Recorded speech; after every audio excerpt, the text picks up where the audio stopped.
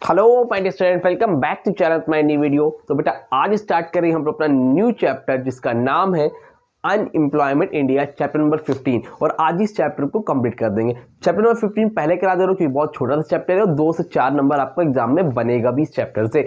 इसके बाद 3 चैप्टर बचेंगे 11, 13, 14, वो भी 2 दिन के अंदर कंप्लीट करा दूंगा ताकि आपका सिलेबस कंप्लीट हो जाए और आपको कोई भी डाउट ना रहने पाए बोर्ड एग्जाम में। और फिर आपको इंपॉर्टेंट क्वेश्चन वगैरह भी अपलोड कर दूंगा ताकि आपका फाइनल एग्जाम बहुत ही अच्छे से निकल जाए। चलो स्टार्ट करते हैं चैप्टर और इसको जल्दी से कंप्लीट करते हैं।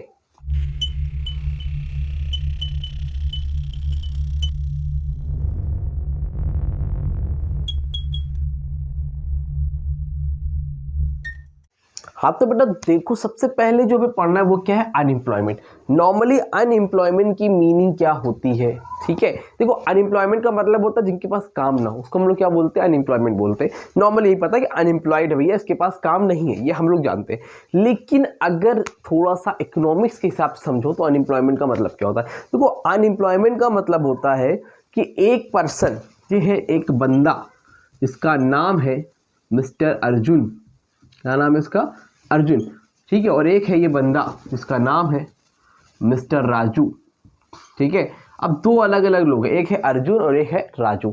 अब अर्जुन का क्या मसला है, अर्जुन के पास मतलब अर्जुन जो भी है पढ़ा लिखा है या नहीं भी है लेकिन काम ढूंढ रहा है, ठीक है। अर्जुन जो है काम ढूंढ रहा है, जॉब ढूंढ रहा है, उसको मिल नहीं रही है। मतलब वो पूरी कोशिश कर रहा है, हर दुकान पे हर जगह जा रहा है, या पढ़ा लिखा है तो हर कंपनी में जा रहा है, मतलब वो जॉब के लिए तलाश कर रहा है और जिस रेट पे मिल जाए उस पर काम करने को तैयार है। लेकिन उसके पास जॉब है ही नहीं, मिल ही नहीं रही। मैं ढूंढ रहा हूँ, मैं कोशिश कर रहा हूँ, लेकिन मुझे जॉब मिल ही नहीं रही है। तो वो क्या होता है बेटा, अनएम्प्लॉयमेंट होता है, अनएम्प्लॉयड होता है। अब राजू है, राजू जो है ढूंढ ही नहीं रहा है, जॉब है उसके मोहल्ले में ही आसपास है लेकिन वो करना ही नहीं चाह रहा है, तो वो अनएम्प्लॉयड नहीं होगा। तो एक बंदा जो जॉब ढूंढ रहा है लेकिन मिल नहीं रही है वो अनएम्प्लॉयड होगा। लेकिन एक ऐसा इंसान जो ढूंढ ही नहीं रहा है और कह रहा मैं अनएम्प्लॉयड हूँ, मैं अनएम्प्लॉयड हूँ, तो ना ना ना ना, ऐसा नहीं है, ठीक है। तो वो अनएम्प्लॉयड नहीं माना जाएगा। समझ में आई बात। ये नहीं कि आप काम करना ही नहीं चाह रहे हो क्या तो अनएम्प्लॉयड है, भाई ढूंढोगे और मिलेगा नहीं तब आप अनएम्प्लॉयड की कैटेगरी में जाओगे। समझ में आई बात। और देखते हैं बुकिश लैंग्वेज में, अनएम्प्लॉयमेंट इज अ सिचुएशन, एक सिचुएशन है when there are some able-bodied persons who have the ability to work and are willing to work। क्या बोल रहे हैं, some able-bodied persons, ऐसे इंसान जिंदा जो जिंदा हो, who have the ability, इनके अंदर एबिलिटी है, to work are willing, इच्छा है, work at the prevailing wages rate but are not able to find work which may yield then some regular income। समझ में आ रही बात, उनको कुछ इनकम मिल सके ऐसा काम ढूंढने में असमर्थ है।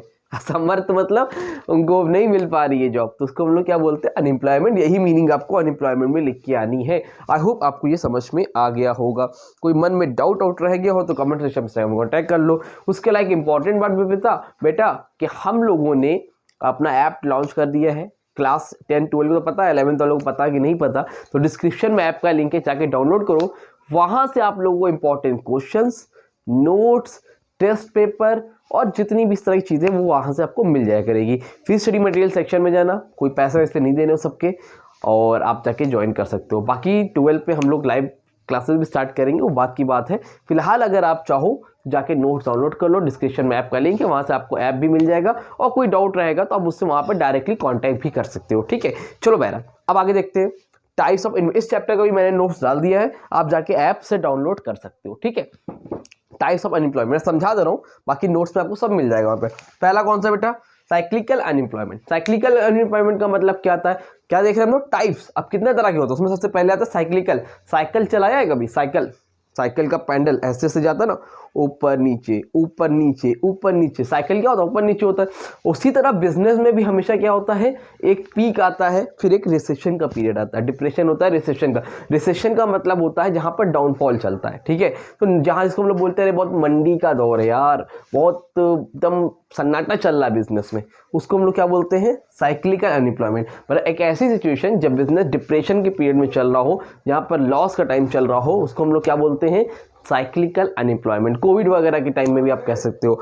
अब साइक्लिकल अनएम्प्लॉयमेंट का मतलब देखो क्या लिखा है, देखो बुकिश लैंग्वेज में अगर हम लोग बात करें तो साइक्लिकल अनएम्प्लॉयमेंट में, cyclical unemployment is associated with the downswing and depression phase of business cycle, down swing and depression phases of business cycle, जो बिजनेस साइकिल हमारा जिसका डिप्रेशन पीरियड होगा, डिप्रेशन मतलब नीचे का साइकिल ऐसे चलता है ना, ऐसे ऐसे ऐसे ऐसे ऐसे ऐसे, तो जब डाउनफॉल रहेगा यहाँ पर उसको हम लोग क्या बोलते हैं, साइक्लिकल अनएम्प्लॉयमेंट। उस टाइम पैसे नहीं होते हैं लोगों के पास। क्लियर है? चलो, बहुत से लोगों की जॉब वगैरह भी चली जाती है सब में। Number 2 frictional unemployment. नंबर 2 पर क्या है बच्चा, फ्रिक्शनल अनएम्प्लॉयमेंट। अच्छा, इसका सबका नोट्स मिल जाएगा, आप डाउनलोड कर लेना, सब बुक में नोट्स में लिखा हुआ है, ठीक है। दूसरा कौन सा है बेटा, frictional. Frictional unemployment exist when there is lack of adjustment between demand for and supply of labour force. मतलब जब एडजस्टमेंट हो किसके बीच में, डिमांड और सप्लाई के बीच में। मतलब डिमांड ज़्यादा है, सप्लाई कम है, सप्लाई ज़्यादा हो रही है, मतलब ज़रूरत कम लोगों की है, सप्लाई ज़्यादा है वहाँ पर, तो बिना वजह कुछ ज़्यादा लोग एडजस्टमेंट है। तो जब डिमांड और सप्लाई के बीच में एडजस्टमेंट ना हो पाए बराबर से, डिमांड और सप्लाई के बीच में प्रॉपरली एडजस्टमेंट नहीं हो पाए, उसको हम लोग बोलते हैं फ्रिक्शनल अनएम्प्लॉयमेंट। क्या बोलते हैं बच्चा, फ्रिक्शनल अनएम्प्लॉयमेंट। सिर्फ और सिर्फ मीनिंग याद करनी, दो लाइन की, उससे आपको कुछ याद नहीं करना है। नंबर 3 पर क्या है बेटा, स्ट्रक्चरल अनएम्प्लॉयमेंट। स्ट्रक्चरल अनएम्प्लॉयमेंट क्या होता है, देखो लिखा है, structural unemployment refers to situation when a large number of people do not get work because of limited job opportunity available. बोल रहे हैं जब लिमिटेड जॉब अपॉर्चुनिटी अवेलेबल है तो वहाँ पे जॉब नहीं मिलती। भाई हमारे कंट्री में क्या है, स्ट्रक्चरली ऐसा नहीं है कि इस तरह का कोई पढ़ाई भी नहीं होती है क्योंकि जो एजुकेशन से मतलब ऐसा करके आपको जॉब मिले, या फिर हमारे इतनी अपॉर्चुनिटी ही नहीं है। मतलब जितने जॉब करने वाले हैं उसके कंपेयर में अपॉर्चुनिटी क्या है, कम है। स्ट्रक्चर ही ऐसा नहीं बनाया है गवर्नमेंट ने कि वहाँ पर हमें जॉब मिल सके, तो उसको हम लोग क्या बोलते हैं, स्ट्रक्चरल अनएम्प्लॉयमेंट। आई होप ये क्लियर हुआ होगा। नंबर 4 पर क्या है, ओपन अनएम्प्लॉयमेंट। ओपन का मतलब तो ये है भैया, ओपन वाला कह रहा है भैया कुछ भी करा लो, झाड़ू लगवा लो, ठीक है, करने को तैयार हूँ, लेकिन कुछ है ही नहीं, काम ही नहीं, यहाँ पर काम कम है। स्ट्रक्चर का मतलब क्या है, अपॉर्चुनिटी कम है, करने वाले ज़्यादा हैं, अपॉर्चुनिटी कम है, करने वाले ज़्यादा हैं, तो उसकी वजह से दिक्कत हो रही, जिनको नहीं मिल पाई। ओपन अनएम्प्लॉयमेंट का मतलब जॉब ही नहीं है, ढूंढ रहे हैं, मिल ही नहीं रहा, कुछ नहीं मिल रहा है, काम ही नहीं है, उसको हम लोग क्या बोलते हैं, हमारी इकोनॉमी में जब कोई भी काम नहीं होगा वो क्या होगा, ओपन अनएम्प्लॉयमेंट होगा, ठीक। Number 5 disguise unemployment. Disguise unemployment क्या होता है बेटा, ये पेपर में आ सकता है, इसको इंपॉर्टेंट मार्क करो, अलग से भी आ सकता है। When the number of workers engaged in a job is much more than actually required to the given work, बोला disguise unemployment refers to a situation। Bookish language सुनते चलो, नहीं तो ओरल तो मैं तुमको बता दूं, लेकिन बुकिश लैंग्वेज में आपको एक लाइन थोड़ी समझ में आएगी।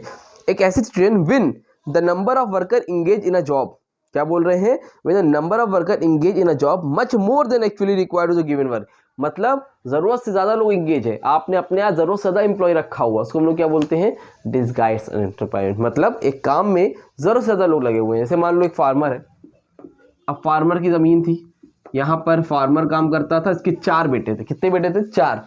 पहले 2 बच्चे काम करते थे, साथ में इसके 3 लोग करते थे, बढ़िया खेती हुआ करती थी, ठीक है, क्रॉप्स बढ़िया उगती थी। अभी 2 बच्चे और थे, ये स्कूल में पढ़ाई कर रहे थे। अब इन दोनों की स्कूल क्या हुई, एजुकेशन पूरी हो गई, अब इन लोग के पास कोई जॉब नहीं मिल रही है, तो ये लोग भी यहीं पर आके काम करने लगे।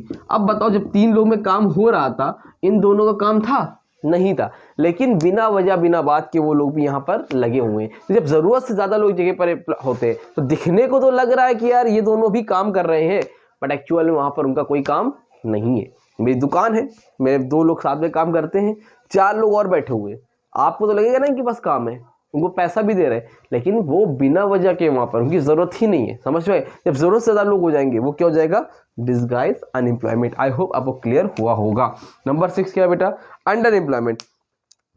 अंडर एम्प्लॉयमेंट का मतलब ये होता है कि एक इंसान मान लो PhD करे हुए, बेहतरीन बीटेक एमटेक करे हुए है ना, बहुत बढ़िया पढ़ाई वढ़ाई की हुई है, लेकिन उसको कैपेबल है, उसको एटलीस्ट 1 लाख की तो जॉब मिलनी चाहिए, लेकिन वो भी मजबूरी में कर रहा है 20,000 जॉब। मतलब जिस तरह की उसकी एबिलिटी है, जितना वो कंट्रीब्यूट कर सकता है, लेकिन उसके कंपेयर में उसको जो जॉब है कम, उसके साथ उसकी कैपेबिलिटी के हिसाब से नहीं मिली, इसको क्या बोलते हैं, अंडर एम्प्लॉयमेंट। देखो, under employment refers to situation when the employed person are contributing to production and income which is less than what they are really capable of. मतलब जिस लायक है वो बंदा, उस लायक वो कंट्रीब्यूट नहीं कर पा रहा इकोनॉमी में, ठीक। Number 7 seasonal. सीजनल अनएम्प्लॉयमेंट का तो मतलब सिंपल सा है, जैसे फार्मर्स वगैरह होते हैं ना हमारे, तो उनके पास 6 महीने काम होते हैं, 6 महीने काम नहीं होते हैं, उसको हम लोग, ऐसे कोई पटाखे का बिजनेस करता है, कोई आइसक्रीम का बिजनेस करता है, आइसक्रीम सालों साल तो नहीं बिकेगी, नॉर्मली तो लोग सालों साल खाते हैं, लेकिन डाउन हो जाता है, कोल्ड ड्रिंक का बिजनेस डाउन हो जाता है। तो ऐसे बहुत से बिजनेस है जो उसके आते हैं सीजनल होते हैं, सीजन चलते हैं, जिनका ऊन का स्वेटर जैकेट वगैरह काम है, उनका क्या होता है, बिजनेस डाउन हो जाता है। अम्ब्रेला का बिजनेस कब होता है, छाते का नॉर्मली बरसात के टाइम में, रेनी सीजन में होता है। ये सब क्या होता है, सीजनल, उनके पास उस टाइम जॉब होता है, बाकी वो टाइम खाली रहते हैं, उनको क्या बोलते हैं, सीजनल अनएम्प्लॉयमेंट। ठीक, 8 और 9 दो अलग कैटेगरी को इसको स्पेशल कैटेगरी में डाला हुआ है।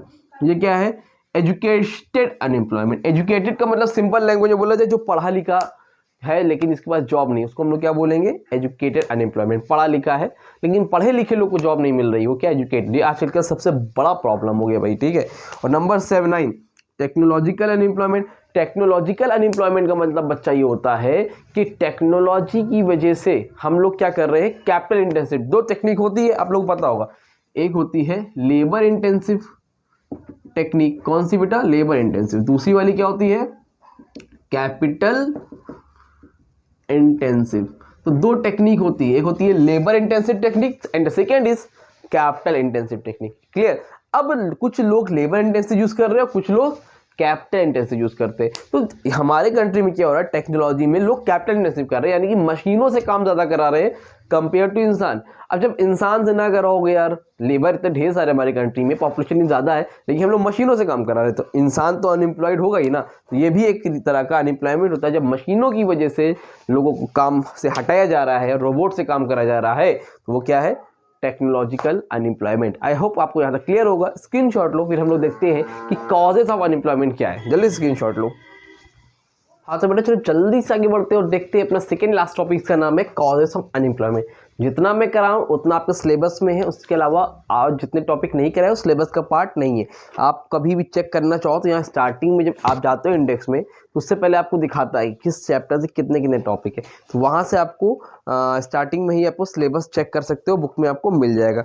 न्यू बुक के अकॉर्डिंग आप करना तो आपको वहाँ पर सारी चीज़ें मिल जाएगी। ठीक है, अब देखो बात करते हैं कि कॉजेज क्या क्या क्या कारण है गरीबी की भैया। और देखिए पहला कारण तो सबसे बड़ा ये है भाई, लो रेट ऑफ इकोनॉमिक ग्रोथ। हमारी कंट्री का जो इकोनॉमिक ग्रोथ है ना, बहुत क्या है, लो है। लो मतलब सोचते हो स्लो है, मतलब हमारा देश जो आज़ाद हुआ कब, 1947 में, चल क्या है 2025, बट इकोनॉमिक ग्रोथ बहुत स्लो है। और 1991 तक, जब तक LPG पॉलिसी नहीं आई थी, तब तक तो बेटा बहुत ही ज़्यादा स्लो था। क्या था बेटा, बहुत ही ज़्यादा स्लो था। लेकिन बाद में क्या हुआ, इकोनॉमिक ग्रोथ थोड़ा थोड़ा तो बढ़ा, लेकिन ओवरऑल इकोनॉमिक ग्रोथ बहुत स्लो है। इकोनॉमिक ग्रोथ का मतलब होता है पर कैपिटा इनकम, एक इंसान की इनकम को बढ़ना। तो इकोनॉमिक ग्रोथ हमारी कंट्री में बहुत कम है, और इकोनॉमिक ग्रोथ कम रहेगा तो बेटा यार जाहिर सी बात अनएम्प्लॉयमेंट भी वहाँ पर रहेगा ही रहेगा। इसका नोट्स आपको मिल जाएगा, वहाँ से एक बार रीड कर लेना, बहुत ईजी है, आराम समझ में आ जाएगा।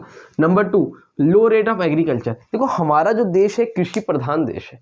कृषि प्रधान देश मतलब एग्रीकल्चर डिपेंडेंट देश है। हमारी ज़मीन में कुछ भी डालो, अपने आप मिट्टी डालो सोना उगलती है ना, पता है कि नहीं। कुछ भी कहीं गेहूं गिर जाएगा वहां से पेड़ निकल आता है, राइट। तो अब लो रेट ऑफ इकोनॉमी, हमारे लिए कंट्री का जो एग्रीकल्चर है, स्ट्रक्चर है, वो भी क्या है, बहुत स्लो है, बहुत लो है।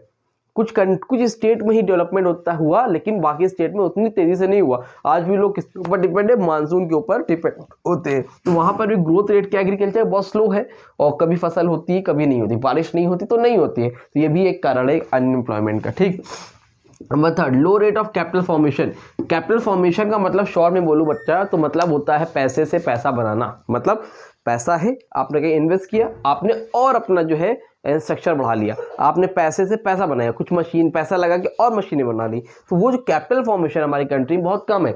इन्वेस्टमेंट एक तरह से कहते हैं, इन्वेस्टमेंट क्या है, बहुत कम है। पैसा नहीं तो इन्वेस्टमेंट कहाँ से करेंगे। ठीक है, ये भी अनएम्प्लॉयमेंट कारण है, लोग पैसा लगाना ही नहीं चाहते, दूसरी कंट्री भी नहीं लगाना चाहती इतना। अब तो ठीक है, अब तो चेंज हो रहा है, लेकिन पहले तो बहुत कंडीशन खराब थी। फिर क्या है, रैपिड पॉपुलेशन ग्रोथ। क्या बेटा, ये रैपिड पॉपुलेशन ग्रोथ, ये सब one of the major reason है। पॉपुलेशन बहुत ज़्यादा है, जब एक घर में 10-10 लोग रहेंगे, किसी के यहाँ 5-5 लोग रहेंगे, है ना। तो अब जब पॉपुलेशन ज़्यादा रहेगी बच्चा, तो जाहिर सी बात है, आप मान लो आपके घर में 4 लोग हो, 3 लोग हो, 50,000 इनकम है, 3 लोग 4 लोग के लिए बहुत है। लेकिन आपके घर में 50,000 इनकम है, लेकिन खाने पीने वाले 10 लोग हैं, तो खर्चे ज़्यादा होगा। तो पॉपुलेशन ग्रोथ भी रीज़न है, और अनएम्प्लॉयमेंट का ये भी एक कारण है। पैसा कम होता है, लोग उस तरह से वो एजुकेशन लेवल नहीं मिल पाता है, और पॉपुलेशन जब ज़्यादा होगी तो सरकार भी उतनी अपॉर्चुनिटी नहीं निकाल पाएगी, क्योंकि उनको सबको देखना पड़ेगा, तो वहाँ पर दिक्कत आती है। Number 5, use of capital intensive technique. Capital intensive का मतलब होता है मशीनों का इस्तेमाल। हम लोग लेबर की जगह मशीन से ज़्यादा काम करा रहे हैं, तो वहाँ पर भी लेबर अनएम्प्लॉयड रह जा रही है, ये भी एक मेजर रीज़न है। फिर डिफेक्टिव एजुकेशन सिस्टम। हमारी कंट्री में आपके जो दादाजी ने पढ़ा होगा, पापा तो छोड़िए, फादर छोड़िए, ग्रैंड फादर जी ने जो पढ़ा होगा सिलेबस, आज भी वही सिलेबस चलता चला आ रहा है, तो उसमें कुछ चेंजेस नहीं ला रहे हैं इन लोग। ये डिफेक्टिव एजुकेशन सिस्टम, यही इकोनॉमी 10 साल पहले थी, 20 साल पहले थी, आज भी हुई है। कुछ इनको नया ला के ऐसा करना चाहिए कि बच्चे कोडिंग वगैरह सीखे, उनके अंदर चेंजेस आए और टेक्नोलॉजी के साथ चले, लेकिन वो चीज़ें सिलेबस में चेंज नहीं आ रहा है। ये क्या है, defective education system one of the most reason है अनएम्प्लॉयमेंट का। तो जो चीज़ हम लोग पढ़ते हैं उसके बिहाफ पे जॉब इतनी अपॉर्चुनिटी वहाँ पर नहीं होती है। ठीक, आगे बात करते हैं। यहाँ तक क्लियर है, ये इंपॉर्टेंट है बेटा, इसको जरूर से पढ़ जाना, 6 तो पढ़ के जाना चाहिए, इसलिए मैंने 6 ही बताया आपको। आगे बात करते हैं, आगे special employment generation programmes policy measure after 1990 after 1990। मतलब ये बोल रहे हैं special employment generation programme government ने चलाए भाई। यहाँ तो बहुत कारण था अनएम्प्लॉयमेंट का, तो किस तरह से लोगों को प्रोग्राम वो जनरेट हो सके जॉब, उसके लिए कुछ प्रोग्राम चलाए अलग अलग।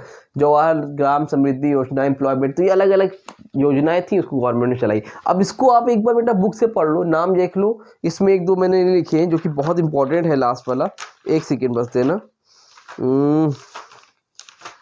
Skill development and unemployment, skill development and employment, इसको जरूर पढ़ना क्योंकि लेटेस्ट है, जब मोदी सरकार जब से आई है उसका है, तो लेटेस्ट जरूर पूछने के चांसेस रहेंगे। स्किल डेवलपमेंट एंड एम्प्लॉयमेंट, ठीक है। तो इसमें कुछ खास ऐसा लिखा नहीं, कब स्टार्ट हुआ, क्या रीज़न था, यही सब है। जैसे एग्जांपल के लिए बता दूं आपको, पहले जवाहर ग्राम समृद्धि योजना, इसमें क्या था, बोल रहे हैं 1919 अप्रैल 1999 में स्टार्ट किया गया with the objective of generating wages employment for the unemployed poor in rural area. जो रूरल एरियाज में जो गरीब लोग थे उनके लिए वेजेस का इंतजाम करना, कुछ ऐसा ही स्कीम चलाना ताकि गरीबों के लिए जॉब अपॉर्चुनिटी हो सके। कहाँ पे, रूरल एरियाज में। ये किसके लिए था, रूरल एरियाज के लिए। फिर एम्प्लॉयमेंट एश्योरेंस स्कीम चलाएगी, ये कब चलाएगी, 1993 में। कब चलाएगी बेटा, 1993 में चलाएगी। ये कब स्टार्ट की गई थी, अप्रैल 1999 में स्टार्ट की गई थी। यही सारी चीज़ें। अब ये किस लिए स्टार्ट की गई थी, additional veg employment for the rural people living below the poverty line.